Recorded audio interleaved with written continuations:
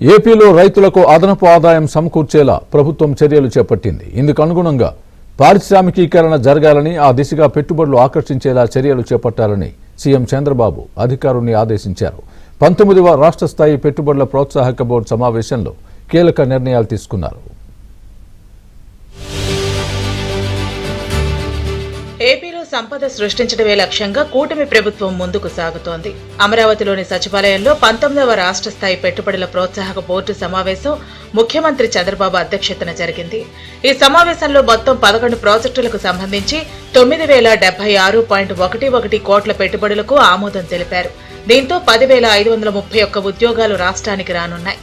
రాష్ట్ర వ్యాప్తంగా 100 టూరిస్టు స్పాట్ల దగ్గర ఎక్స్పీరియన్స్ సెంటర్లు ఏర్పాటు చేయాలని నిర్ణయించారు.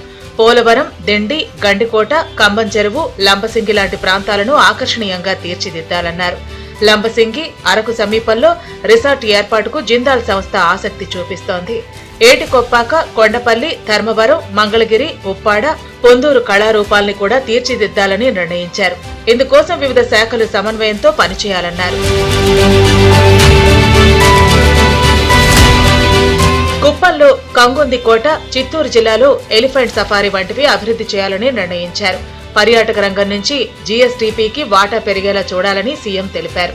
మరోవైపు రాష్ట్రంలో పర్యాటక రంగ అభివృద్ధికి అవసరమైన హోటల్స్ పెద్ద ఎత్తున వస్తున్నట్లు సీఎం వివరించారు. 2024లో 4,390 హోటల్ రూములు ఉంటే ఈ రెండేళ్లలో 9,364 హోటల్ రూముల నిర్మాణానికి అనుమతులు ఇచ్చామన్నారు. దీంతో రాష్ట్రంలో 13,753 హోటల్ రూములు అందుబాటులోకి వస్తూ ఉండగా దీనికి కృషి చేసిన అధికారులకు సీఎం అభినందనలు తెలిపారు.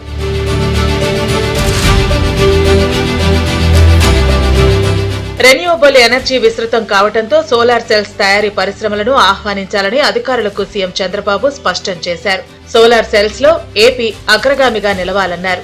ఇంకా ఏర్పాటు చేయాల్సిన 38 ఎంఎస్ఎంఈ పార్కులను త్వరితగతిన ప్రారంభించాలని ఆదేశించారు.